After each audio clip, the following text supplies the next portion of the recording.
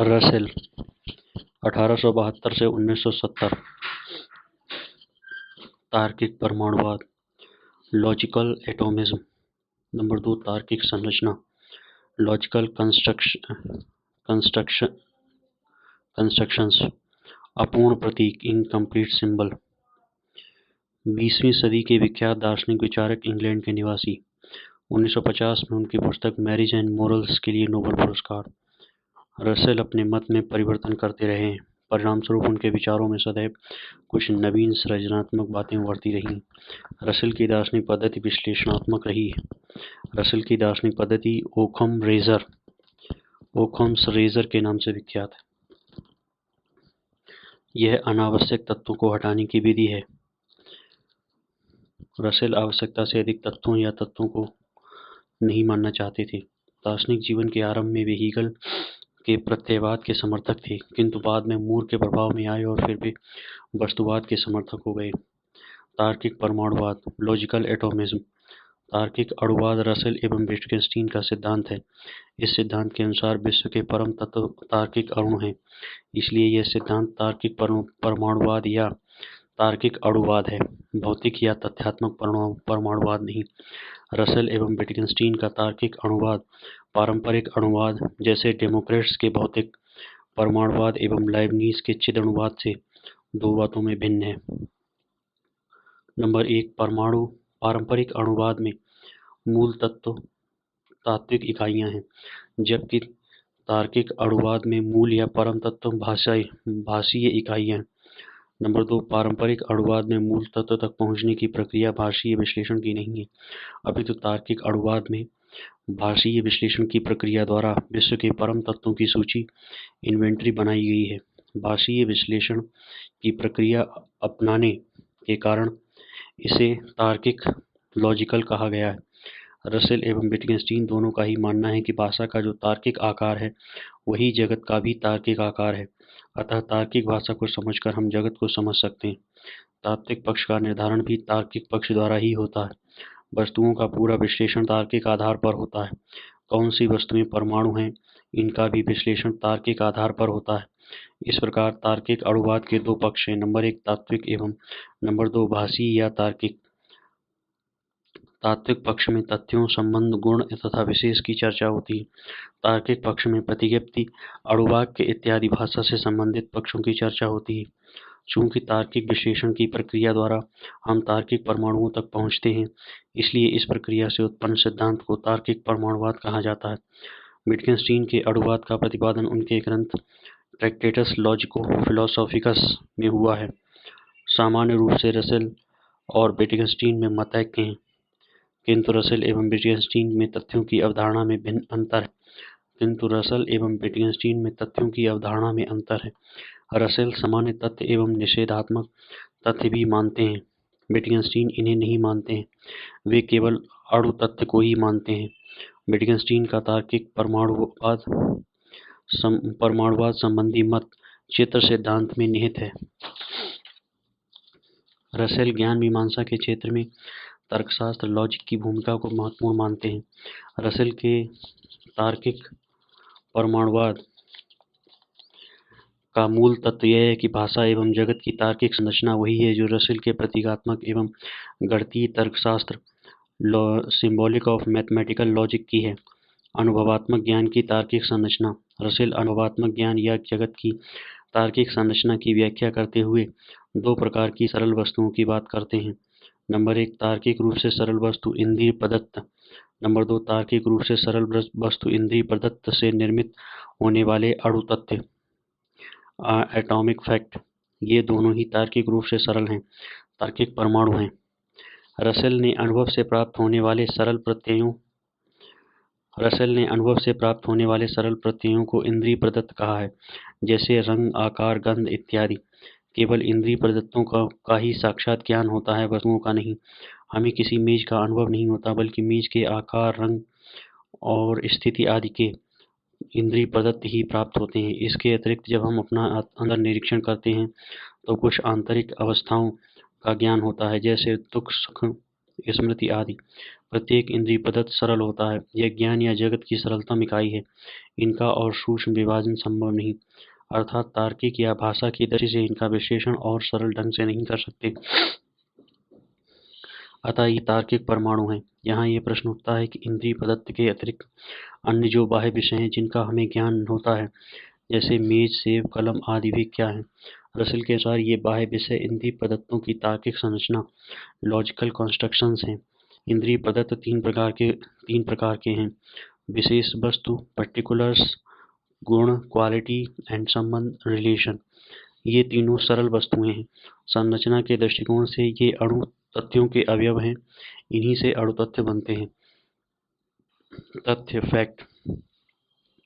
तथ्य की चर्चा रसेल ने तार्किक अनुवाद के अंतर्गत की है। तथ्य वह है जो किसी प्रतिज्ञप्ति को सत्य या असत्य बनाता है। तथ्य स्वयं सत्य या असत्य नहीं होते, बल्कि तथ्य के कारण प्रतिज्ञप्ति सत्य या असत्य होती है। तथा तथ्य वस्तुनिष्ठ जगत के अंग हैं। तथ्य सदैव सरल होते हैं। इनका विश्लेषण और अधिक सरल तथ्यों में नहीं हो सकता है। अतः केवल परमाणु तथ्य होते हैं, कोई मिश्र तथ्य नहीं होता। केवल परमाणु तथ्यों के द्वारा संपूर्ण जगत की व्याख्या की जा सकती है। एक परमाणु तथ्य के घटक विशेष वस्तु और एक गुण अथवा एक संबंध होते हैं। अर्थात किसी घटना या तथ्य में एक विशेष और एक गुण अथवा संबंध का होना आवश्यक है। जैसे यह लाल है, इस वाक्य में यह विशेष है और लाल गुण है। आ बा के बाईं ओर है, आ बा ये दोनों विशेष हैं, जबकि बाईं ओर संबंध है। परमाणुिक तथ्य में विशेष का होना आवश्यक है। ऐसे तथ्य जिनमें एक विशेष है, एक विशेषात्मक तथ्य है। इसी प्रकार दो विशेषों वाला द्विविशेषात्मक तथ्य है और तीन विशेषों वाला त्रिविशेषात्मक तथ्य है। परंतु किसी तथ्य में गुण अथवा संबंध एक ही हो सकता है, एक से अधिक नहीं। यदि एक से अधिक गुण या संबंध हैं तो वे भिन्न भिन्न तथ्य होंगे। सभी तथ्य ऐसे ही हैं और इनके द्वारा जगत को जाना जा सकता है। भाषा की तार्किक संरचना। रसेल के अनुसार वाक्य या प्रतिज्ञप्ति भाषा की सरलतम इकाई है, परंतु वह साधारण भाषा को भ्रामक मानता है क्योंकि इसमें बहुत अधिक अस्पष्टता एवं अनेकार्थता होती है। अतः रसेल ने वास्तविक प्रतिज्ञप्ति का प्रयोग नहीं किया, बल्कि केवल उसके ढांचे को बताया है। उसने पूरी तरह से तार्किक भाषा का प्रयोग किया है।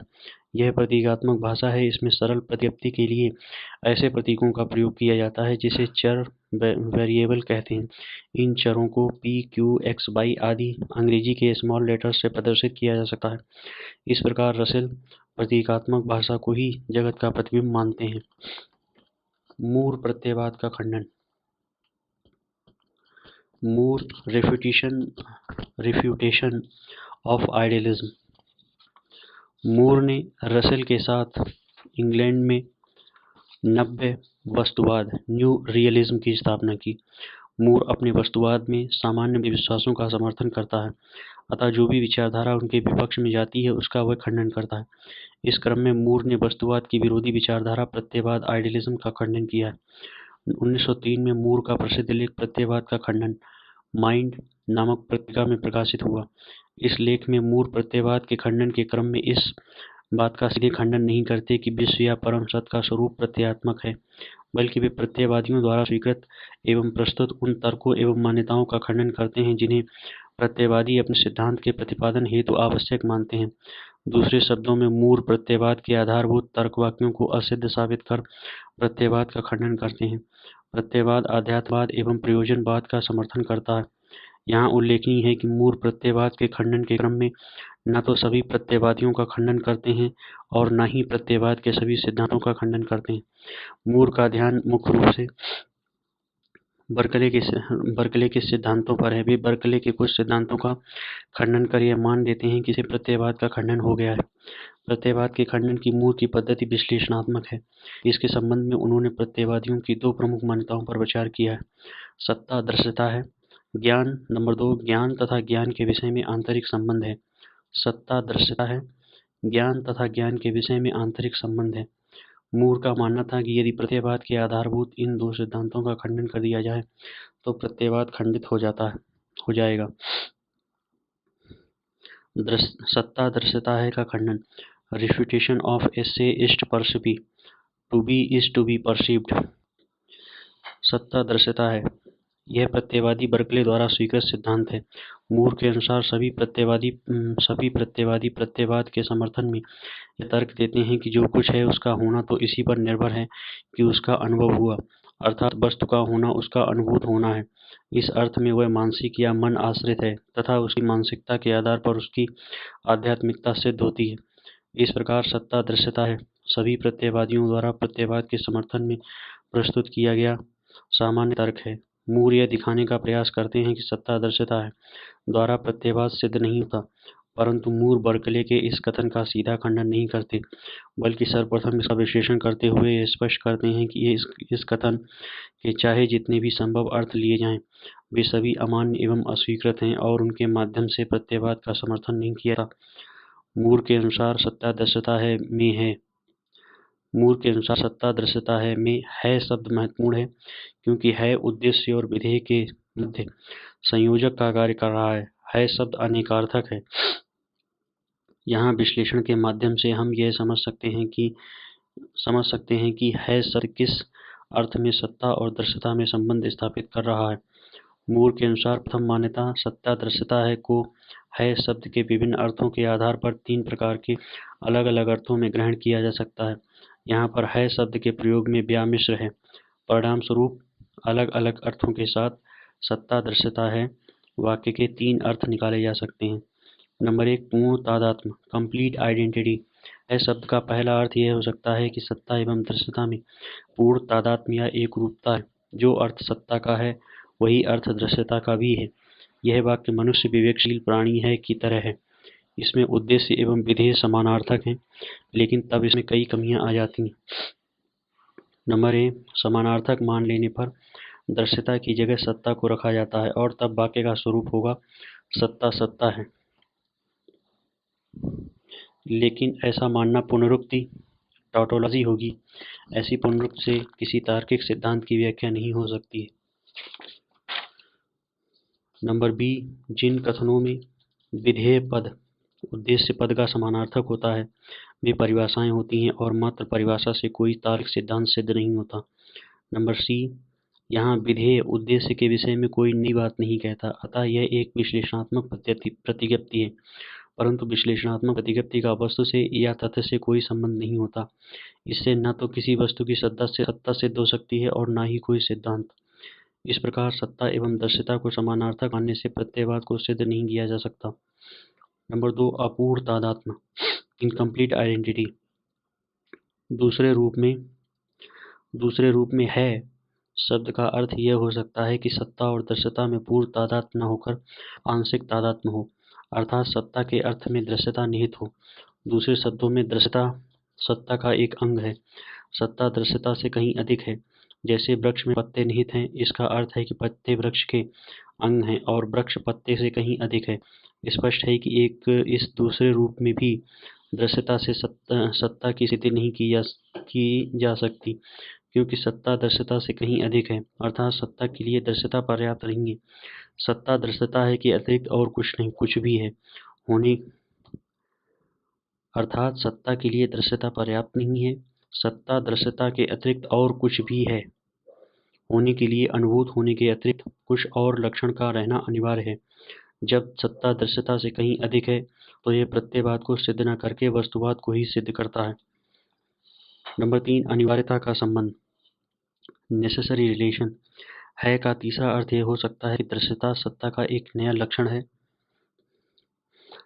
सत्ता एवं दृश्यता दोनों भिन्न भिन्न संप्रदाय हैं तथा है से दोनों के मध्य एक अनिवार्य संबंध का बोध होता है, अर्थात दृश्यता सत्ता का एक आकस्मिक गुण है, परंतु इनके बीच अनिवार्य संबंध है, जैसे मनुष्य मरणशील है। इस वाक्य में मरणशीलता मनुष्य का एक आकस्मिक गुण है। यहाँ मनुष्य एवं मरणशीलता भिन्न भिन्न संप्रत्यय हैं, किंतु उनके मध्य एक अनिवार्य संबंध है। किंतु मूर के अनुसार यदि दृश्यता सत्ता से पृथक है तो फिर भिन्न भिन्न संप्रत्यय के अर्थ में सत्ता दृश्यता है एक संश्लेषणात्मक वाक्य सिंथेटिक वाक्य बन जाता है। संश्लेषणात्मक वाक्यों में अनिवार्यता नहीं होती। अनिवार्यता विश्लेषणात्मक कथनों की विशेषता है, अतः एक ही वाक्य को संश्लेषणात्मक मानना तथा उनमें अनिवार्य संबंध भी मानना तार्किक विरोध को जन्म देता है। मूर आगे कहते हैं कि यदि सत्ता दृश्यता है, अनिवार्य और स्वतः सिद्ध कथन है, तो फिर इसके लिए किसी तर्क की आवश्यकता नहीं होती है। जो स्वयं सिद्ध है उसके लिए प्रमाणों की अपेक्षा नहीं होती, लेकिन प्रत्ययवादी इसकी सिद्धि के लिए तर्क देते हैं। इसका सीधा आशय यही है कि वे स्वयं इसे स्वयं सिद्ध नहीं मानते। इस प्रकार मूर इस निष्कर्ष पर पहुंचते हैं कि है शब्द के किसी भी संभावित अर्थ को इस संदर्भ में स्वीकार नहीं किया जा सकता। परिणामस्वरूप सत्ता दृश्यता है से प्रत्ययवाद की स्थापना नहीं हो पाती है। नंबर सेकंड, चेतन और चेतना के विषय में आंतरिक एवं अनिवार्य संबंध है का खंडन। मूर कहता है कि प्रत्ययवादी दार्शनिक ज्ञान तथा ज्ञान के विषय के संबंध के आधार पर भी प्रत्ययवाद का समर्थन करते हैं। सभी प्रत्ययवादी ये मानते हैं कि ज्ञान तथा ज्ञान के विषय में आंतरिक एवं अनिवार्य संबंध होता है और इसीलिए ज्ञान का विषय ज्ञान से स्वतंत्र नहीं हो सकता, अर्थात सत्ता अनुभव किए जाने पर निर्भर है। इस मान्यता के खंडन के लिए मूर विभिन्न तर्कों द्वारा यह सिद्ध करने का प्रयास करते हैं कि ज्ञान तथा ज्ञान के विषय में कोई आंतरिक एवं अनिवार्य संबंध नहीं है। नंबर एक, ज्ञान तथा ज्ञान के विषय के मध्य संबंध का विश्लेषण करने पर तीन स्थितियां उभरकर सामने आती हैं। पहले विकल्प के रूप में यह कहा जा सकता है कि ज्ञान की स्थिति में केवल चेतना होती है, अर्थात चेतना मूल रूप से ज्ञान की स्थिति में है। दूसरा विकल्प यह हो सकता है कि ज्ञान की स्थिति में केवल विषय हो। तीसरा विकल्प यह हो सकता है कि ज्ञान की स्थिति में चेतना के साथ साथ विषय भी हो। प्रत्ययवादी पहले विकल्प को स्वीकार नहीं करेंगे कि ज्ञान की स्थिति में केवल चेतना का अस्तित्व होता है, क्योंकि चेतना हो परंतु विषय न हो तो फिर उसका ज्ञान नहीं हो सकता। परंतु यहाँ यह भी नहीं कहा जा सकता कि ज्ञान की स्थिति में केवल विषय का अस्तित्व है, क्योंकि यदि केवल विषय हो और चेतना न हो तो फिर वैसी स्थिति में भी उसका ज्ञान नहीं होगा। अर्थात हमें यह मानना पड़ेगा कि प्रत्येक ज्ञान की स्थिति में चेतना और विषय दोनों होते हैं। प्रत्ययवादी यद्यपि इससे सहमत हैं, लेकिन साथ ही वे यह भी कहते हैं कि चेतना और चेतना का विषय एक ही है। ज्ञान तथा ज्ञान के विषय में तादात्म्य का संबंध है। नीले रंग तथा नीले रंग का संवेदन एक ही है। विज्ञानवादी बौद्धों का सहोपलम्ब नियम भी ऐसा ही मानता है। मूर इसका खंडन करता है। नीले रंग के संवेदन और पीले रंग के संवेदन में अंतर कैसे है? इनमें चेतना के स्तर पर अंतर नहीं है, क्योंकि चेतना तो पारदर्शी होती है और सभी वस्तुओं के अनुभव में समान रहती है। अतः चेतना के आधार पर हम इन दोनों अनुभवों में अंतर की व्याख्या नहीं कर सकते। तब निश्चित रूप से यह भेद नीले रंग एवं पीले रंग के बीच है, अर्थात नीले रंग के संवेदन ज्ञान से भिन्न नीला रंग ज्ञान का विषय भी है और पीले रंग के संवेदन ज्ञान से भिन्न पीला रंग ज्ञान का विषय भी है। इससे स्पष्ट होता है कि ज्ञान के विषय तथा ज्ञान में तादात्म्य नहीं है, दोनों में बाह्य संबंध होता है, आंतरिक नहीं। विषय चेतना से स्वतंत्र है और चेतना के न होने पर भी विषय की अपनी सत्ता रहेगी, यही वस्तुवाद है।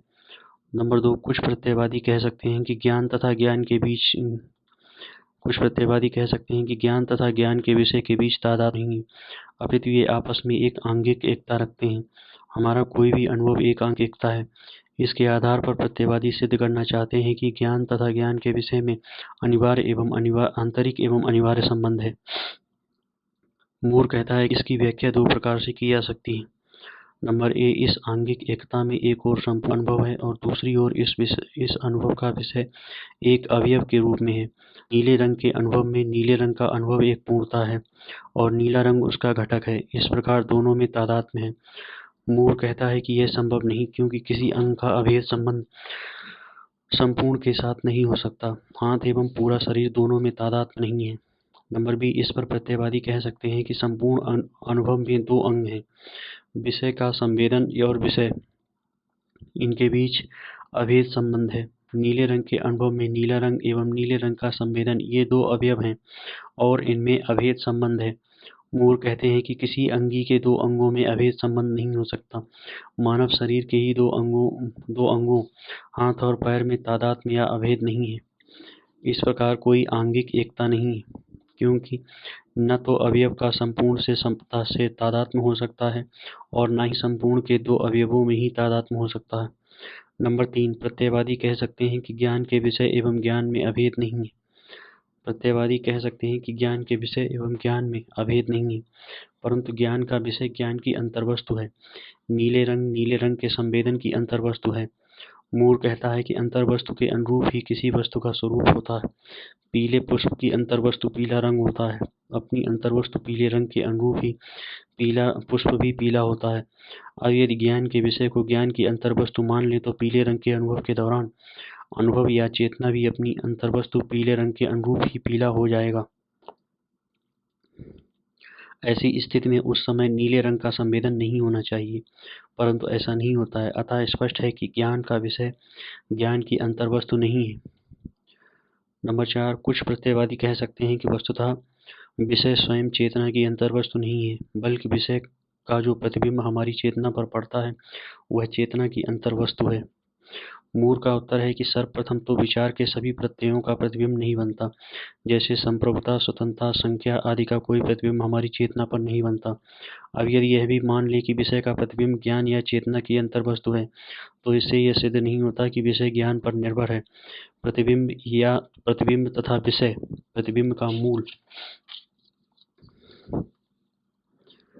अलग अलग हैं, और यदि प्रतिबिंब का चेतना से आंतरिक एवं अनिवार्य संबंध है, तो इससे यह सिद्ध नहीं होता कि विषय का भी चेतना से ऐसा ही संबंध हो।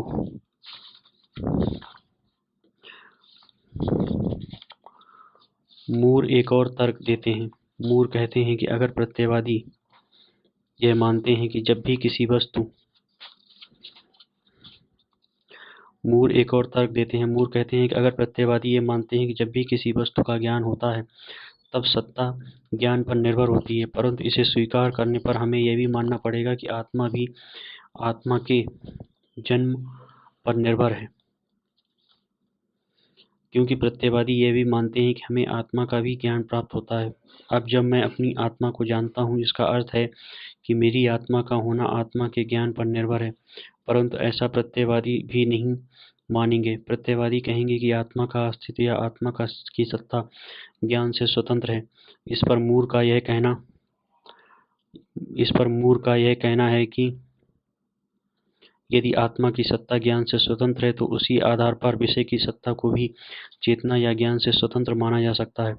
इसी आधार पर मूर यह निष्कर्ष निकालते हैं कि प्रत्ययवाद का समर्थन किसी भी तर्क के आधार पर नहीं किया जा सकता। प्रत्ययवाद को असिद्ध दिखाकर मूर यह निष्पादित करते हैं कि प्रत्ययवाद गलत है और वस्तुवाद सही है। मूर कहते हैं कि जब विषय की चेतना होती है तो स्पष्ट अनुभूति होती है कि वह विषय हमसे बाहर है, वह हमारी चेतना का अंश या प्रतिमा मात्र नहीं है। उपरोक्त विवरण से स्पष्ट है कि ज्ञान का विषय चेतना में निहित नहीं है, वह चेतना से स्वतंत्र अपनी वस्तुनिष्ठ सत्ता रखता है। अब चेतना के विषय को चेतना से स्वतंत्र मानना प्रत्ययवाद का खंडन ही है, जो वस्तुवाद को सिद्ध करता है। इस प्रकार मूर प्रत्ययवाद का खंडन करते हैं तथा अपने वस्तुवाद की स्थापना का मार्ग प्रशस्त करते हैं। आलोचना। नंबर 1, सत्ता दृश्यता है के तीसरे विश्लेषण में मूर यह मानते हैं कि संश्लेषणात्मक कथन अनिवार्य नहीं हो सकते हैं, परंतु कांट या क्वाइन जैसे दार्शनिक इस विचार से सहमत नहीं है। नंबर 2, मूर का यह मान लेना कि सभी प्रत्ययवादी दार्शनिक सत्ता दृश्यता है का सिद्धांत स्वीकार करते हैं सत्य नहीं है। केवल बर्कले का दर्शन ही सभी प्रत्ययवादियों के दर्शन का आधार नहीं है। उदाहरण के तौर पर प्लेटो भी प्रत्ययवादी दार्शनिक हैं, लेकिन उनके अनुसार प्रत्यय किसी के ज्ञान पर निर्भर नहीं है, यह तो मनुष्य के ज्ञान पर निर्भर है और न ईश्वरीय ज्ञान पर। यह न तो मनुष्य के ज्ञान पर निर्भर है और न ईश्वरीय ज्ञान पर। इस प्रकार प्रत्ययवादी हेगल ने भी बर्कले के इस सत्ता दृश्यता है को स्वीकार नहीं किया है। अतः केवल बर्कले का खंडन सभी प्रत्ययवादियों के सिद्धांत का खंडन नहीं हो सकता। नंबर 2, मूर सत्ता दृश्यता है कि सभी पक्षों पर ध्यान नहीं देते और इसलिए बर्कले के प्रत्ययवाद का भी पूरी तरह से खंडन नहीं कर पाते। बर्कले किसी वस्तु की सत्ता के लिए दो कारकों का होना आवश्यक मानते हैं, वस्तु का अनुभव होना एस्से इष्ट परसिपी एवं वस्तु का ईश्वर द्वारा उत्पन्न किया जाना एस्से इष्ट काउजरी। किसी वस्तु का होना जितना अनुभव किए जाने पर निर्भर है, उतना ही ईश्वर द्वारा उत्पन्न किए जाने पर भी। मूर प्रत्ययवाद के खंडन के क्रम में सत्ता दृश्यता है इसका खंडन करता है, किंतु ईश्वर प्रत्ययों का कारण है इसका खंडन नहीं करता। अतः पूरी तरह इस सिद्धांत का खंडन नहीं होता। नंबर 4, स्टेट्स मूर की आलोचना करते हुए कहते हैं कि मूर केवल प्रत्ययवाद के तर्कों को ही असिद्ध करता है, न कि प्रत्ययवाद का। यदि कोई तर्क किसी सिद्धांत को सिद्ध करने में विफल है तो यह असंगति तर्क में है, न कि सिद्धांत में। महत्व: प्रत्ययवाद का मूर द्वारा किए गए खंडन का व्यापक एवं दूरगामी प्रभाव पड़ा। नंबर 1, नकारात्मक रूप से इससे प्रत्ययवाद का ऐसा खंडन हुआ कि उसका समुचित प्रत्युत्तर अब तक प्रस्तुत नहीं किया जा सका। नंबर 2, इससे आधुनिक यथार्थवाद, खासकर इसके एक विशिष्ट रूप नव्य यथार्थवाद का मार्ग प्रशस्त हुआ। प्रतीकात्मक भाषा, सिंबॉलिक लैंग्वेज में जो सरल प्रतिज्ञप्ति है उसे ही रसेल परमाण्विक प्रतिज्ञप्ति कहता है। परमाण्विक प्रतिज्ञप्ति सरलतम प्रतिज्ञप्ति है। इसका विभाजन और सरल प्रतिज्ञप्ति में नहीं हो सकता। परमाण्विक प्रतिज्ञप्ति का विभाजन उसके घटकों या अवयवों में ही किया जा सकता है जो शब्द होते हैं। रसेल इन शब्दों को नाम कहता है। ये नाम विशेष गुण एवं संबंध का निर्देश करते हैं। परमाण्विक प्रतिज्ञप्ति परमाण्विक तथ्य को व्यक्त करती है। अतः सरल या परमाण्विक प्रतिज्ञप्ति में एक वस्तुसूचक नाम और एक गुणसूचक अथवा संबंध सूचक नाम का होना आवश्यक है। रसेल यद्यपि जगत में मिश्र तथ्य को स्वीकार नहीं करते, परंतु भाषा में मिश्र प्रतिज्ञप्ति को मानते हैं। एक से अधिक परमाण्विक प्रतिज्ञप्तियां संयुक्त होकर मिश्र प्रतिज्ञप्ति बनाती हैं। सरल प्रतिज्ञप्तियां संयोजक कॉपुला के माध्यम से परस्पर जुड़ती हैं। ये संयोजक यदि तो या और हैं। जैसे P और Q दो सरल प्रतिज्ञप्तियां हों तो P संयोजक Q, P या तो Q, P और Q आदि आणविक प्रतिज्ञप्तियां हैं। मिश्र प्रतिज्ञप्तियां किसी तथ्य का निर्देश नहीं करती, बल्कि सरल प्रतिज्ञप्तियां ही तथ्यों का निर्देश करती हैं। अतः मिश्र प्रतिज्ञप्ति सरल प्रतिज्ञप्तियों का सत्यता फलन ट्रूथ फंक्शन है। यदि दो प्रतिज्ञप्तियां P एवं Q हों तो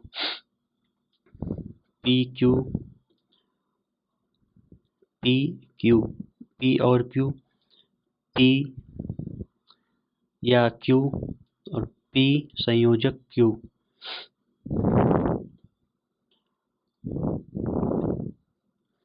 प्रतिज्ञप्ति की सत्यता की कसौटी, संवादिता सिद्धांत। तथ्यों के आधार पर ही प्रतिज्ञप्तिता की सत्यता असत्यता का निर्णय हो सकता है। चूंकि हर सार्थक प्रतिज्ञप्ति एक संभावित तथ्य का वर्णन करती है, अतः जिस तथ्य का वर्णन किया जा रहा है यदि वह है तो प्रतिज्ञप्ति सत्य है, अन्यथा असत्य है। अतः जो भाषा का तार्किक आकार है वही जगत या सत्ता का भी तार्किक आकार है। किंतु वस्तुतः तार्किक परमाणुवाद का प्रयोजन सफल नहीं हुआ। सरल या परमाण्विक तथ्यों के द्वारा सभी प्रतिज्ञप्तियों की सत्यता असत्यता का निर्धारण नहीं हो सकता। समस्या यह थी कि भाषा में निषेधात्मक, सामान्य, अभिप्रायात्मक आदि प्रतिज्ञप्तियों का भी प्रयोग होता है। तब इनकी सत्यता असत्यता की जांच के लिए परमाण्विक तथ्य आधार नहीं बन सकते थे। इसलिए रसेल को बाध्य होकर परमाण्विक तथ्यों के अतिरिक्त अन्य तथ्यों को स्वीकार करना पड़ा। निषेधात्मक तथ्य, नेगेटिव फोर्ट। रसेल के अनुसार भावात्मक तथ्यों के अलावा निषेधात्मक तथ्यों को मानना अनिवार्य है।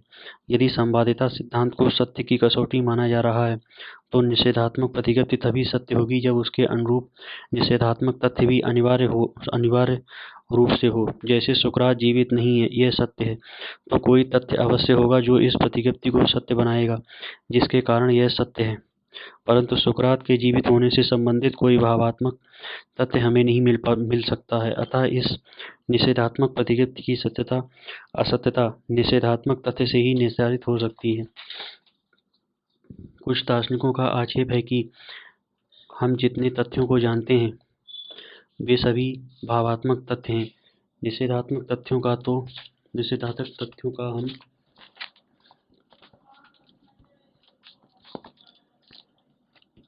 कुछ दार्शनिकों का आक्षेप है हम जितने तथ्यों को जानते हैं वे सभी भावात्मक तथ्य हैं। निषेधात्मक तथ्यों का हमें ज्ञान ही नहीं हो सकता। किंतु सुकरात जीवित नहीं है, इसका इंद्रिय प्रदत्त हमें कभी भी प्राप्त नहीं हो सकता। वस्तुतः हम भावात्मक तथ्य के आधार पर ही निषेधात्मक प्रतिज्ञप्ति की सत्यता असत्यता जांच सकते हैं, क्योंकि यदि भावात्मक प्रतिज्ञप्ति सत्य है तो निषेधात्मक प्रतिज्ञप्ति असत्य होगी, और यदि भावात्मक प्रतिज्ञप्ति असत्य है तो निषेधात्मक प्रतिज्ञप्ति सत्य होगी। अर्थात निषेधात्मक प्रतिज्ञप्ति भावात्मक प्रतिज्ञप्ति का सत्यता फलन है। यदि कोई भावात्मक प्रतिज्ञप्ति P हो तो P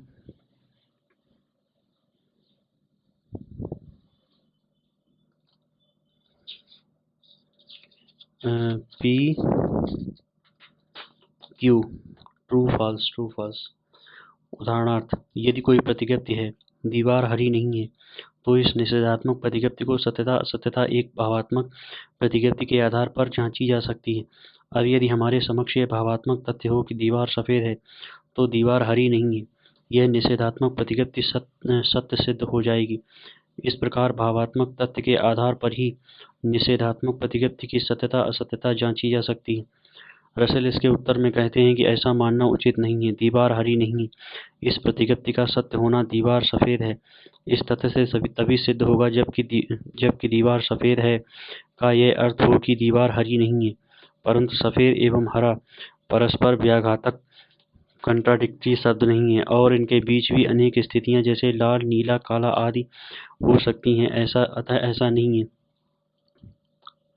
डैश पी को पी प्रतिज्ञप्ति का ही सत्यता फलन माना जा सकता है, न कि किसी अन्य प्रतिज्ञप्ति क्यू का। अतः दीवार हरी नहीं है, दीवार सफ़ेद है से भिन्न है। इस प्रकार सुकरात जीवित नहीं है। इस निषेधात्मक प्रतिज्ञप्ति के अनुरूप कोई भावात्मक तथ्य नहीं हो सकता। यहाँ यही तथ्य हो सकता है कि सुकरात जीवित नहीं है और यह एक निषेधात्मक तथ्य है। अतः निषेधात्मक प्रतिज्ञप्ति के संवादी करेस्पॉन्डिंग निषेधात्मक तथ्य को स्वीकार करना आवश्यक है। विटगेनस्टीन निषेधात्मक तथ्य को नहीं मानते हैं। इसके अनुसार निषेधात्मक प्रतिज्ञप्ति भावात्मक प्रतिज्ञप्तियों के सत्यता फलन है, इसलिए स्वतंत्र रूप से निषेधात्मक कथन को मानने की कोई आवश्यकता नहीं। निषेधात्मक तथ्य को मानने पर उसके अनुरूप वस्तु स्थिति के निर्माण की समस्या उत्पन्न हो जाती। सामान्य तथ्य जनरल फैक्ट्स। रसेल विशेष तथ्यों के अतिरिक्त सामान्य तथ्य को भी स्वीकार करते हैं। इनके अनुसार यदि केवल विशेष तथ्यों को माना जाए, सामान्य तथ्यों को नहीं, तो फिर हमें यह भी मानना पड़ेगा कि सामान्य कथन विशेष कथनों के सत्यता फलन है, अर्थात सामान्य कथनों को विशेष कथनों में रूपांतरित किया जा सकता है। परंतु रसेल के अनुसार सामान्य कथन विशेष कथनों के सत्यता फलन नहीं है। हमें इनकी सत्यता असत्यता के निर्धारण के लिए इसके अनुरूप सामान्य तथ्यों को मानना पड़ेगा। इसे हम एक उदाहरण के द्वारा स्पष्ट कर सकते हैं, जैसे सभी पुष्प लाल हैं। हम केवल यह पुष्प लाल है, वह पुष्प लाल है आदि प्रतिज्ञप्तियों का संयोजन नहीं कह सकते। सभी पुष्पों का निरीक्षण करना संभव नहीं है। अतः ऐसे निरीक्षण के आधार पर केवल यही कहा जा सकता है कि हमने जिन फूलों का निरीक्षण किया है वे सभी फूल लाल हैं। परंतु जब तक हम यह स्वीकार नहीं करें कि जिन फूलों की गणना या निरीक्षण किया गया है वे सभी फूलों का निर्देश करते हैं, तब तक हम यह नहीं कह सकते कि सभी फूल लाल हैं। इसलिए रसेल कहते हैं कि सामान्य कथनों की सत्यता असत्यता विशेष तथ्यों के संयोग के ऊपर नहीं करती, बल्कि उनके लिए सामान्य तथ्य का भी होना आवश्यक है। विटगेनस्टीन सामान्य तथ्यों को नहीं मानते। इनके अनुसार सामान्य कथन विशेष कथनों के सत्यता फलन है। विश्वास तथ्य बिलीफ फैक्ट्स। रसेल एक नवीन प्रकार के तथ्य विश्वास तथ्य या अभिप्रायात्मक तथ्य को स्वीकार करता है। प्रतिज्ञप्ति में इनका स्वरूप इस प्रकार होता है: विश्वास करता है कि, सोचता है कि, आशा करता है कि आदि। जैसे वह विश्वास करता है कि पृथ्वी चपटी है। यहाँ इस कथन की सत्यता इसमें सम्मिलित वाक्यांश पृथ्वी चपटी है से पूर्णतः स्वतंत्र है। पृथ्वी चपटी है वाक्य सत्य असत्य हो सकता है, परंतु इससे अप्रभावित रहते हुए वह व्यक्ति अपने विश्वास पृथ्वी चपटी है पर कायम रह सकता है। यहाँ विश्वास करना ही महत्वपूर्ण है। इस प्रकार रसेल इस निष्कर्ष पर पहुँचते हैं कि परमाणु तथ्य सभी प्रकार की प्रतिज्ञप्तियों की सत्यता असत्यता को स्पष्ट करने के लिए पर्याप्त नहीं है। इनके अनुसार विश्वास मूलक प्रतिज्ञप्तियों की सत्यता को स्पष्ट करने के लिए विश्वास तथ्य को मानना आवश्यक है। भाषा जगत का दर्पण है। Language is the mirror of the world. Russell का कहना है कि भाषा जगत का दर्पण है। इनके अनुसार भाषा की जो तार्किक संरचना है वही जगत की भी संरचना है। भाषा की दृष्टि से जो सरलतम इकाई है वही जगत की भी सरलतम इकाई है, क्योंकि भाषा जगत का दर्पण है। यहाँ भाषा का तात्पर्य साधारण भाषा से होकर प्रतीकात्मक भाषा की भाषा है। भाषा जगत का दर्पण है। यहाँ भाषा का तात्पर्य साधारण भाषा न होकर प्रतीकात्मक भाषा प्रिंसिपा मैथमेटिका की भाषा से है। यहाँ यह कहा गया है कि यदि भाषा को तार्किक रूप से परिवर्तित कर दिया जाए तो फिर भाषा की संरचना जगत की संरचना को व्यक्त करेगी। इसलिए रसेल कहते हैं कि जगत की रचना प्रिंसिपिया मैथमेटिका के समान है, जिसमें सभी अणु तथ्य एक दूसरे से स्वतंत्र हैं। सभी अणु तर्क वाक्य भी एक दूसरे से स्वतंत्र हैं। जगत एवं भाषा की संरचना और उनमें परस्पर अनुरूपता या संवादिता करेस्पॉन्डेंस थ्योरी को हम इस प्रकार से देख सकते हैं। भाषा जगत नाम विशेष इंद्रिय प्रदत्त विधेय गुण या संबंध प्रतिज्ञप्ति तथ्य गुण या संबंध से युक्त विशेष ही तथ्य हैं। संक्षेप में रसेल की स्थिति भाषा जगत भाषा की सरलतम इकाई जगत की सरलतम इकाई। अणु प्रतिज्ञप्ति अणु तथ्य अणु प्रतिज्ञप्ति के प्रकार अणु तथ्य के प्रकार सामान्य प्रतिज्ञप्ति सामान्य तथ्य निषेधात्मक प्रतिज्ञप्ति निषेधात्मक तथ्य विश्वासमूलक प्रतिज्ञप्ति विश्वासमूलक तथ्य। रसेल के अनुसार आणविक प्रतिज्ञप्तियों मॉलिक्यूलर प्रोपोजिशंस के अनुरूप कोई आणविक तथ्य नहीं होता, बल्कि आणविक प्रतिज्ञप्तियों की सत्यता एवं असत्यता अणु तथ्यों पर ही निर्भर करती है, क्योंकि आणविक प्रतिज्ञप्तियों का विभाजन अणु प्रतिज्ञप्तियों में किया जा सकता है। विटगेन्स्टीन समान तथ्य निषेधात्मक तथ्य एवं विश्वास मूलक तथ्यों को स्वीकार नहीं करते। तार्किक परमाणुवाद की आलोचना। तार्किक परमाणुवाद की कुछ आधारभूत मान्यताएं तो स्वयं रसेल के विवेचन में ही खंडित हो जाती हैं। नंबर 1, रसेल ने माना था कि जो भाषा की तार्किक संरचना है वही जगत की भी तार्किक संरचना है, परंतु रसेल को परमाणुविक प्रतिज्ञप्तियों के अतिरिक्त मिश्र प्रतिज्ञप्ति को भी मानना पड़ा। मिश्र प्रतिज्ञप्ति किसी तथ्य के सीधे संवादी नहीं होते, अर्थात भाषा की संरचना में सरल या पारमाणविक प्रतिज्ञप्ति के ऊपर भी जटिलता आती है, जबकि जगत में परमाणुविक तथ्य ही होते हैं, कोई मिश्र तथ्य नहीं होता। इस प्रकार यह मूल मान्यता ही खंडित हो जाती है कि जगत एवं भाषा की तार्किक संरचना समान है। रसेल ने माना कि संपूर्ण जगत की व्याख्या सरल तथ्यों के माध्यम से हो सकती है और ये तथ्य इंद्रिय प्रदत्तों की तार्किक संरचना है, परंतु आगे चलकर उन्हें निषेधात्मक सामान्य अभिप्रायात्मक तथ्य भी मानने पड़ गए। परंतु ये समस्या हमेशा बनी रहती है कि इन तथ्यों के अवयवी इंद्रिय प्रदत्तों की प्राप्ति कैसे संभव है। रसेल ने आरंभ में यह माना था कि प्रतिज्ञप्ति के प्रयुक्त होने वाले विशेष सूचक शब्द व्यक्तिवाचक नाम होते हैं, अतः जितने भी व्यक्तिवाचक नाम हैं वे वस्तु का निर्देश करते हैं, परिचयात्मक ज्ञान देते हैं, जैसे प्लेटो। लेकिन आगे चलकर रसेल ने यह मान लिया कि प्लेटो इत्यादि भी व्यक्तिवाचक नाम नहीं हैं और इनका भी विश्लेषण किया जा सकता है। प्लेटो का अर्थ है सुकरात का शिष्य और अरस्तु का गुरु, अर्थात यह भी अपूर्ण प्रतीक है। रसेल ने तब माना कि केवल दो ही शब्द व्यक्तिवाचक नाम हैं, यह एवं वह है, लेकिन आगे चलकर स्पष्ट हुआ कि इनका भी विश्लेषण किया जा सकता है। यह जिसके द्वारा वक्ता निकटस्थ वस्तु की ओर संकेत कर रहा है, वह जिसके द्वारा वक्ता दूरस्थ वस्तु की ओर संकेत कर रहा है। इस प्रकार कोई भी व्यक्तिवाचक नाम नहीं होता, तब विशेष भी नहीं, सरल या परमाणुविक प्रतिज्ञप्ति नहीं और कोई मिश्र प्रतिज्ञप्ति भी नहीं, अतः तार्किक परमाणुवाद स्वयमेव खंडित हो जाता है। जिस प्रकार से भाषा शब्दों का संयोजन है, उस रूप में हम तथ्यों को वस्तुओं का संयोजन नहीं कह सकते, अर्थात सरल प्रतिज्ञप्ति तथा सरल तथ्य की रचना एक नहीं है।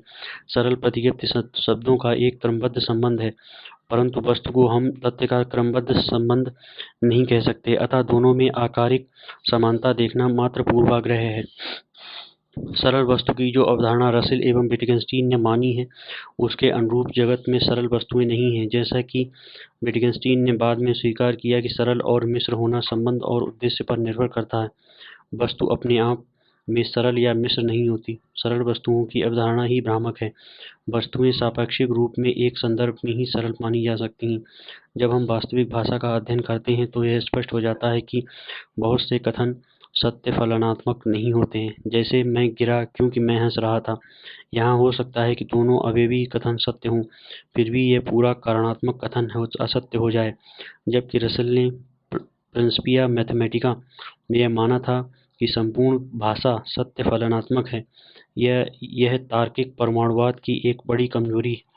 नंबर 6, विश्लेषण के संबंध में तार्किक परमाणुवाद के लिए एक समस्या सदैव बनी रहती है कि वस्तु सूचक प्रतिज्ञप्तियों का रूपांतरण इंद्रिय प्रदत्त सूचक कथनों में किस प्रकार किया जाए। नंबर 1, इंद्रिय प्रदत्त सूचक कथनों का प्रयोग सभी वस्तु सूचक कथनों के रूपांतरण के लिए नहीं किया जा सकता। कारणात्मक संबंध को अभिव्यक्त करने में प्रदत्त सूचक कथन अनुपयोगी हैं। साथ ही बहुत से वैज्ञानिक नियमों की व्याख्या के लिए वस्तु सूचक कथनों का प्रयोग आवश्यक है और यहाँ इंद्रिय प्रदत्त सूचक कथनों का प्रयोग किया ही नहीं जा सकता। नंबर 2, ग्राइस, ऑस्टिन इत्यादि कुछ दार्शनिकों ने यह दिखाने का प्रयास किया है कि इंद्रिय संवेदन वास्तव में होते ही नहीं हैं। ये केवल कुछ दार्शनिकों की काल्पनिक रचनाएं हैं।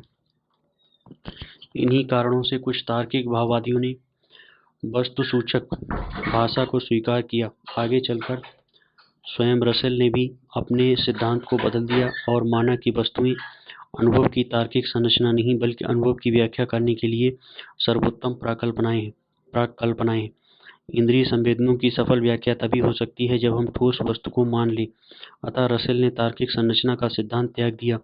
इन कठिनाइयों एवं अंतर्विरोधों के कारण तार्किक परमाणुवाद सिद्धांत भी काफी खोखला हो चुका था। आगे चलकर रसेल ने स्वयं ही इसका खंडन किया दिया। विटगेनस्टीन भी अंत तक तार्किक परमाणुवाद का समर्थन नहीं करते और इसका खंडन कर देते हैं। तार्किक संरचना, लॉजिकल कंस्ट्रक्शंस। रसेल का मानना था कि भाषा की तार्किक संरचना द्वारा भाषा की उस इकाई तक पहुंचा जा सकता है जो विश्व की संरचना के विषय में जानकारी दे सकती है। रसेल विचार करता है कि हमें वस्तुओं का ज्ञान किस प्रकार होता है। वह दो प्रकार से वस्तु विषय के ज्ञान की बात करता है। नंबर 1, परिचयात्मक ज्ञान एवं नंबर 2, वर्णनात्मक ज्ञान। नंबर 1, परिचयात्मक ज्ञान, नॉलेज बाय एक्विटेंस। यह साक्षात या अपरोक्ष ज्ञान है, अतः यह संशय रहित होता है। अर्थात जिन वस्तुओं को हम साक्षात रूप से जानते हैं उनके ज्ञान के लिए किसी अन्य तथ्य की आवश्यकता नहीं होती। रसेल के अनुसार इंद्रिय प्रदत्त एवं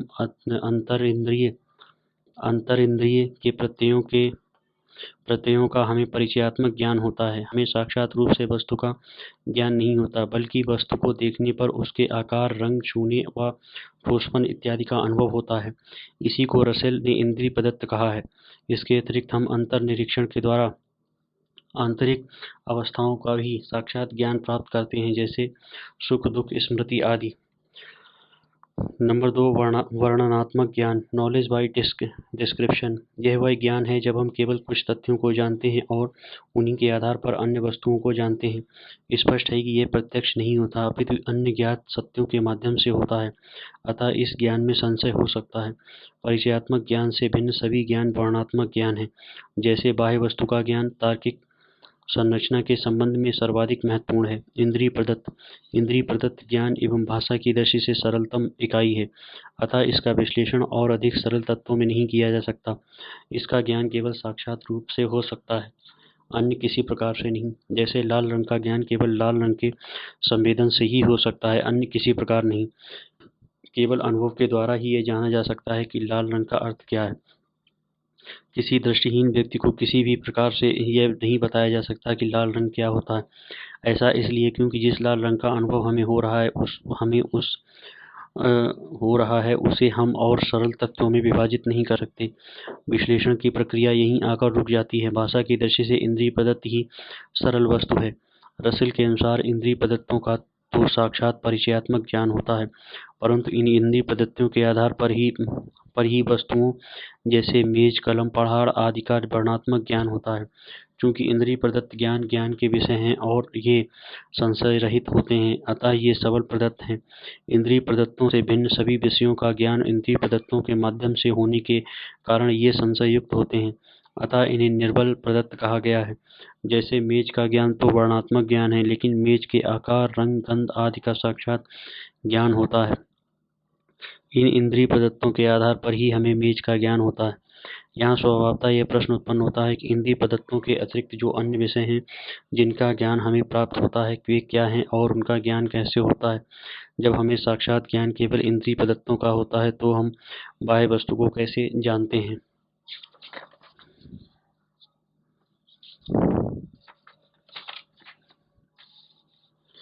यहाँ स्वभावतः यह प्रश्न उत्पन्न होता है कि इंद्रिय प्रदत्तों के अतिरिक्त जो अन्य विषय हैं जिनका ज्ञान हमें प्राप्त होता है वे क्या हैं तथा उनका ज्ञान कैसे होता है। जब हमें साक्षात ज्ञान केवल इंद्रिय प्रदत्तों का होता है तो हम बाह्य वस्तु को कैसे जानते हैं? रसेल ने आरंभ में माना था कि वस्तु का ज्ञान इंद्रिय प्रदत्तों के माध्यम से अनुमान द्वारा होता है। हमें साक्षात ज्ञान तो इंद्रिय प्रदत्तों का ही होता है और इनके आधार पर हम बाह्य वस्तु का अनुमान कर देते हैं। यहाँ रसेल, लॉक एवं डेकार्ट के इस मत को मान लेते हैं कि हम बाह्य वस्तु को प्रत्ययों के माध्यम से अनुमान द्वारा जानते हैं। परंतु रसेल की इस मान्यता में समस्या यह थी कि जब ज्ञान इंद्रिय प्रदत्तों तक सीमित है और प्रदत्तों के अतिरिक्त कभी भी साक्षात वस्तु का ज्ञान होता ही नहीं है, तो अनुमान की वास्तविकता का निश्चय करना असंभव है। रसेल ने बाद में इसका समाधान करते हुए यह माना कि हम बाह्य वस्तु का अनुमान नहीं करते, अपितु बाह्य वस्तु इंद्रिय प्रदत्तों की तार्किक संरचना है। अतः इंद्रिय प्रदत्तों के ज्ञान से ही वस्तु का ज्ञान भी हो जाता है। यहाँ रसेल का मत बर्कले एवं ह्यूम के इस मत से मिलता जुलता है कि बाह्य जगत की वस्तुएं प्रत्ययों का संघात हैं। प्रत्ययों से भिन्न बाह्य वस्तु की अपनी कोई स्वतंत्र सत्ता नहीं है। बर्कले एवं ह्यूम का विश्लेषण तथ्यात्मक या मनोवैज्ञानिक विश्लेषण था, जबकि रसेल केवल तार्किक विश्लेषण का प्रयोग करते हैं। उदाहरणार्थ, सेब लाल रंग, गोलाई, मीठेपन, ठोसपन आदि के इंद्रिय प्रदत्तों की तार्किक संरचना है। बाह्य वस्तुओं को इंद्रिय प्रदत्तों की तार्किक संरचना बताना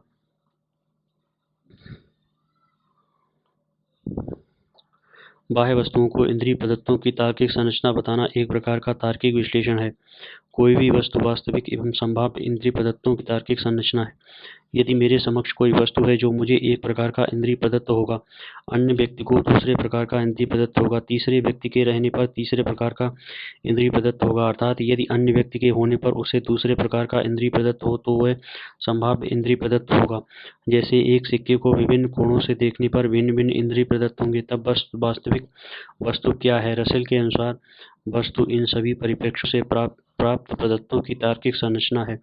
किसी व्यक्ति को जो अनुभव हो रहा है वह व्यक्तिगत अनुभव है, किंतु यदि किसी के अनुभवों को एक क्रम में रख दिया जाए तो वह वस्तुगत अनुभव हो जाएगा। अर्थात सभी संभाव्य एवं वास्तविक इंद्रिय प्रदत्तों को एक क्रम में व्यवस्थित करने पर वास्तविक वस्तुस्थिति का ज्ञान हो जाएगा। अंत में रसेल कहता है कि राम, हिमालय इत्यादि वास्तविक आदि व्यक्तिवाचक नाम भी जो वस्तु विशेष का निर्देश करते हैं, तार्किक संरचनाएं हैं, क्योंकि ये विशेष इंद्रिय प्रदत्त नहीं है, अपितु इंद्रिय प्रदत्तों के आधार पर जाने जाते हैं। स्पष्ट है कि जिनका वर्णनात्मक ज्ञान होता है, अर्थात परिचयात्मक ज्ञान नहीं होता, वे सभी तार्किक संरचना है, क्योंकि परिचयात्मक ज्ञान हमारे अनुभव का साक्षात विषय बनने वाले एकमात्र इंद्रिय प्रदत्तों का ही होता है। यह का अर्थ है निकट स्थित निर्दिष्ट वस्तु और वह का अर्थ है दूर स्थित निर्दिष्ट वस्तु। स्पष्ट है कि यह और वह भी तार्किक संरचना है।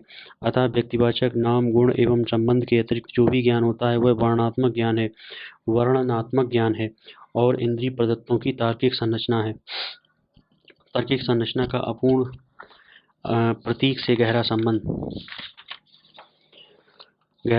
है। अपूर्ण प्रतीक भाषा में प्रयुक्त होने वाले वैसे शब्द, पद अथवा वाक्यांश हैं जो किसी वस्तु का परिचयात्मक ज्ञान या निर्देशात्मक ज्ञान नहीं कराते, अर्थात वर्णनात्मक ज्ञान ही कराते हैं। अतएव अपूर्ण प्रतीकों से सूचित होने वाले समस्त वस्तुएं तार्किक संरचना है। वस्तु तार्किक संरचना है, तथ्य तार्किक संरचना है, सरल प्रतिज्ञप्ति एवं मिश्र प्रतिज्ञप्ति द्वारा निर्दिष्ट तथ्य तार्किक संरचना है। नंबर 1, अनुभवात्मक ज्ञान की तार्किक संरचना। रसेल के अनुसार हमारे अनुभवात्मक ज्ञान या जगत में दो प्रकार की वस्तुएं हैं। नंबर 1, तार्किक रूप से सरल वस्तु और नंबर 2, तार्किक रूप से सरल वस्तुओं से निर्मित होने वाले परमाणुविक तत्व। ये दोनों ही तार्किक रूप से सरल हैं, तार्किक परमाणु हैं।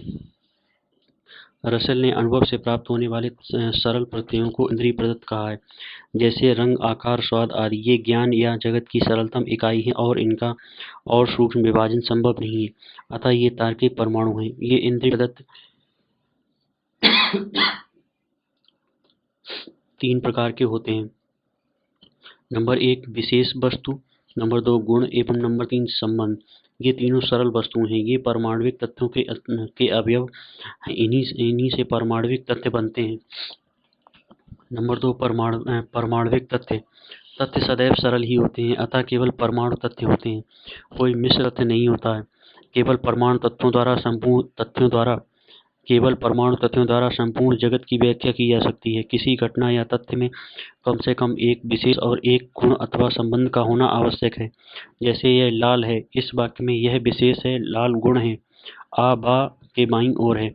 इसमें 2 विशेष हैं, आ बा एक संबंध है बाईं ओर। इसमें दो विशेष हैं, आ और बा। एक संबंध है बाईं ओर। परमाणविक तथ्य में विशेष का होना आवश्यक है। ऐसे तथ्य जिसमें एक विशेष है, एक विषयात्मक तथ्य है, दो विशेषों वाला द्विविषयात्मक तथ्य है, तीन विषयों वाला त्रिविषयात्मक तथ्य है। परंतु किसी भी तथ्य में गुण अथवा संबंध एक ही हो सकता है, एक से अधिक नहीं। यदि एक से अधिक गुण या संबंध है तो भिन्न भिन्न तथ्य होंगे। सभी तथ्य ऐसे ही हैं और इनके द्वारा जगत को जाना जा सकता है। भाषा की तार्किक संरचना। वाक्य या प्रतिज्ञप्ति भाषा की सरलतम इकाई है, परंतु साधारण भाषा भ्रामक होती है। अतः रसेल ने वास्तविक प्रतिज्ञप्ति का प्रयोग नहीं किया, अपितु केवल ढांचे को बताया है। यह प्रतीकात्मक भाषा है। इसमें सरल प्रतिज्ञप्ति के लिए ऐसे प्रतीकों का प्रयोग किया जाता है जिसे चर वेरिएबल्स कहते हैं। नंबर 1, सरल प्रतिज्ञप्ति। सरल प्रतिज्ञप्ति को और सरल प्रतिज्ञप्ति में विभाजित नहीं किया जा सकता, अतः यह परमाणविक प्रतिज्ञप्ति है। परमाणविक प्रतिज्ञप्ति का विभाजन उसके अवयवों में किया जा सकता है। जो शब्द होते हैं, प्रतिज्ञप्ति में कम से कम दो शब्द अवश्य होते हैं, एक विषय सूचक और दूसरा गुण सूचक और संबंध सूचक। विषय के लिए प्रयुक्त होने वाला शब्द नाम है। विशेष, गुण एवं संबंध का निर्देश करने वाले सभी शब्द सार्थक शब्द हैं। परमाणविक प्रतिज्ञप्ति परमाणविक तथ्य को व्यक्त करती है। नंबर 2, मिश्र प्रतिज्ञप्ति। एक से अधिक परमाणविक प्रतिज्ञप्तियां संयुक्त पर मिश्र प्रतिज्ञप्ति बनाती हैं। जैसे P और Q दो सरल प्रतिज्ञप्तियां हों तो P और Q, P या Q इत्यादि मिश्र प्रतिज्ञप्तियां हैं। मिश्र प्रतिज्ञप्तियां सीधे किसी तथ्य का निर्देश नहीं करती, इनके संयोजक सरल प्रतिज्ञप्तियां ही तथ्यों का निर्देश करती हैं। अतः मिश्र प्रतिज्ञप्ति सरल प्रतिज्ञप्तियों का सत्यता फलक हैं। तथ्यों के आधार पर ही प्रतिज्ञप्ति की सत्यता असत्यता का निर्णय हो सकता है। चूंकि हर सार्थक प्रतिज्ञप्ति एक संभावित तथ्य का वर्णन करती है, अतः जिस तथ्य का वर्णन किया जा रहा है, यदि वह है तो प्रतिज्ञप्ति सत्य है, अन्यथा असत्य है। अतः जो भाषा का आकार है वही जगत का भी आकार है। भाषा में निषेधात्मक प्रतिज्ञप्ति, सामान्य प्रतिज्ञप्ति, अभिप्रायात्मक प्रतिज्ञप्ति आदि का भी प्रयोग होता है। इनकी सार्थकता सिद्ध करने के लिए रसेल को आगे चलकर इनके संवादी निषेधात्मक तथ्य, सामान्य तथ्य एवं अभिप्रायात्मक तथ्य को भी स्वीकार करना पड़ा। रसेल के तार्किक संरचना सिद्धांत के दो प्रमुख उद्देश्य थे।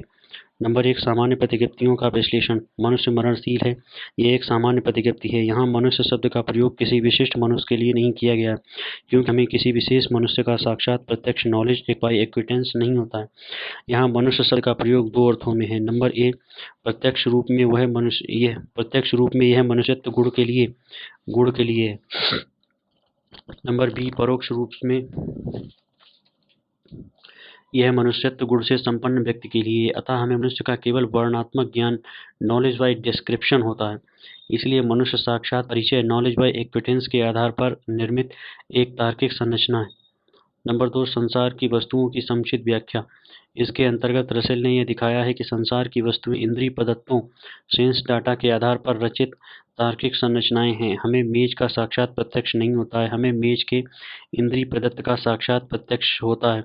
यह इंद्रिय प्रदत्त असंदिग्ध प्रदत्त है, किंतु इस इंद्रिय प्रदत्त के आधार पर निर्मित मेज एक तार्किक संरचना है। आलोचना।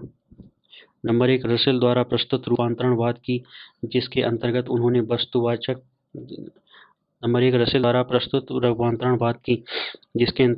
वस्तु सूचक शब्द का रूपांतरण इंद्रिय प्रदत्त सूचक शब्दों में किया है। क्वाइन ने तीव्र आलोचना की।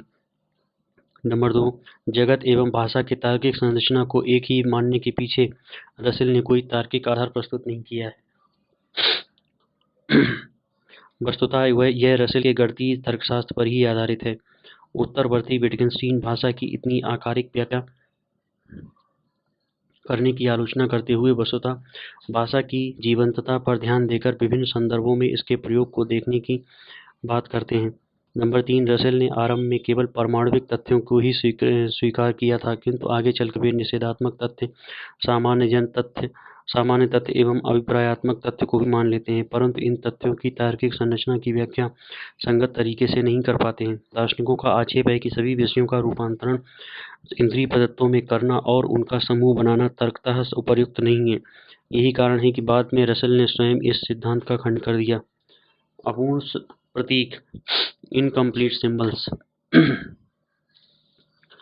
रसेल अपूर्ण अपूर्ण प्रतीक से संबंधित अपने मत का प्रतिपादन वर्णन सिद्धांत डिस्क्रिप्शन थ्योरी के अंतर्गत करते हैं। वर्णन सिद्धांत में रसेल अर्थ के निर्देशात्मक सिद्धांत को स्वीकार करते हैं, जिसका अभिप्राय है कि प्रत्येक सार्थक शब्द किसी न किसी वस्तु का निर्देश करता है, या बस शब्द जिस वस्तु का निर्देश करता है वह वस्तु ही उसका अर्थ है। हमें अपने अनुभव में साक्षात आने वाली वस्तुओं का परिचयात्मक ज्ञान होता है। रसेल ने आरंभ में माना था कि व्यक्तिवाचक नाम में सूचित होने वाली वस्तुएं ही हमारे साक्षात अनुभव का विषय बनाती हैं, अतः इनका ही परिचयात्मक ज्ञान होता है। परंतु समस्या तब आती है जब भाषा में प्रयुक्त होने वाले ऐसे शब्दों एवं वाक्यांशों की व्याख्या करनी होती है जो किसी वस्तु का स्पष्ट निर्देशात्मक ज्ञान नहीं करा रहे होते, जैसे आकाश, कुसुम, सोने का पहाड़, ड्रैगन आदि। स्पष्ट है कि इनमें से किसी का भी निर्देशात्मक ज्ञान नहीं होता, तब इन शब्दों की सार्थकता की व्याख्या कैसे की जाए। रसेल इसके समाधान के लिए अपूर्ण प्रतीक से संबंधित अपना मत प्रस्तुत करते हैं। वे भाषा में प्रयुक्त समस्त शब्दों की सार्थकता की व्याख्या हेतु उन्हें दो वर्गों में बांटते हैं। नंबर 1 पूर्ण प्रतीक और नंबर 2 अपूर्ण प्रतीक। नंबर 1 पूर्ण प्रतीक। वस्तु का अपरोक्ष या साक्षात रूप से निर्देश करने वाले शब्द पूर्ण प्रतीक हैं। ये अपने आप में सार्थक होते हैं क्योंकि किसी निश्चित वस्तु का निर्देश करते हैं। व्यक्तिवाचक नाम पूर्ण प्रतीक हैं, जैसे डॉक्टर मनमोहन सिंह, हिमालय, गंगा नदी आदि। ये पूर्ण प्रतीक होने की शर्त यही है कि इन नामों में ऐतिहासिकता या वास्तविकता हो। अब नंबर 2 अपूर्ण प्रतीक।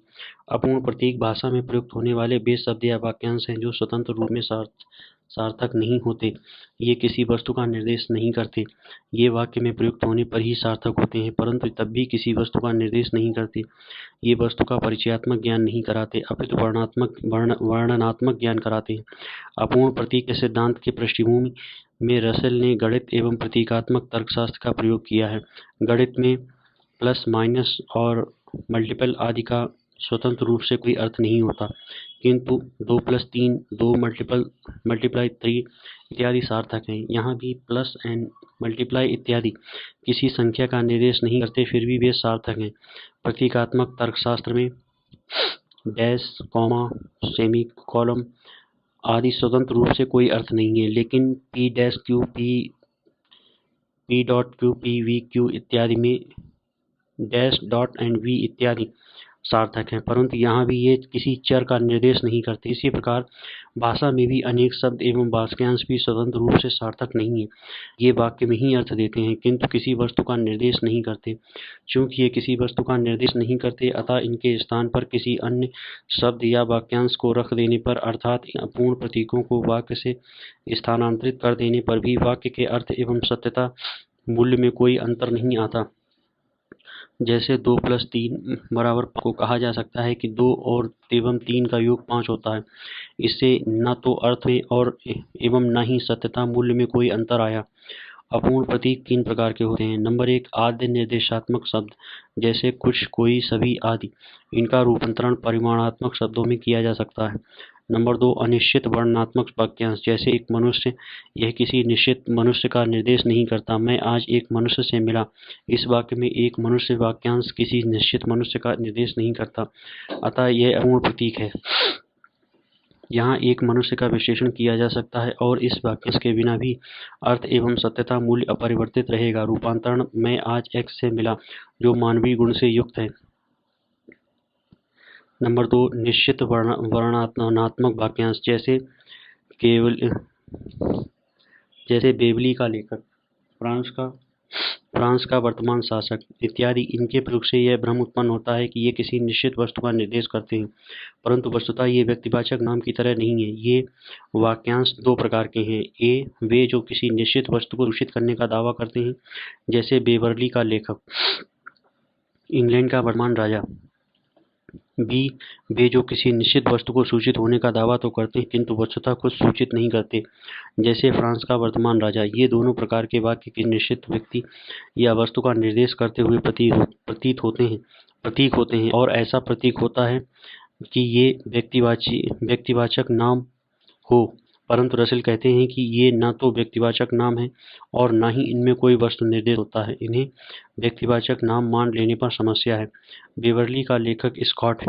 इस वाक्य में यदि बेवर्ली का लेखक को स्कॉट का निर्देश करने वाला वाक्यांश माना जाए, तो इस वाक्य का रूप हो जाएगा स्कॉट है, किंतु यह तो पुनरुक्ति है जो सदैव सत्य ही होती है और इससे किसी नए तथ्य का पता नहीं चलता।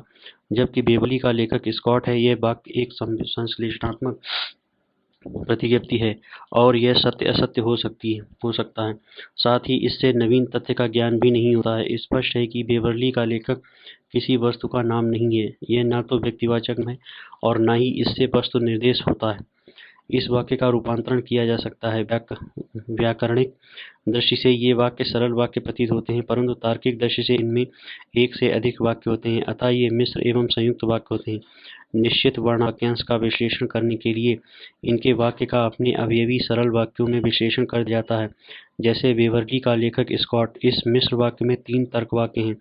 नंबर 1, कम से कम एक व्यक्ति ने बेवरली लिखा। नंबर बी, अधिक से अधिक एक व्यक्ति ने बेवरली लिखा। नंबर सी, जिसने बेवरली लिखा वह स्कॉट है।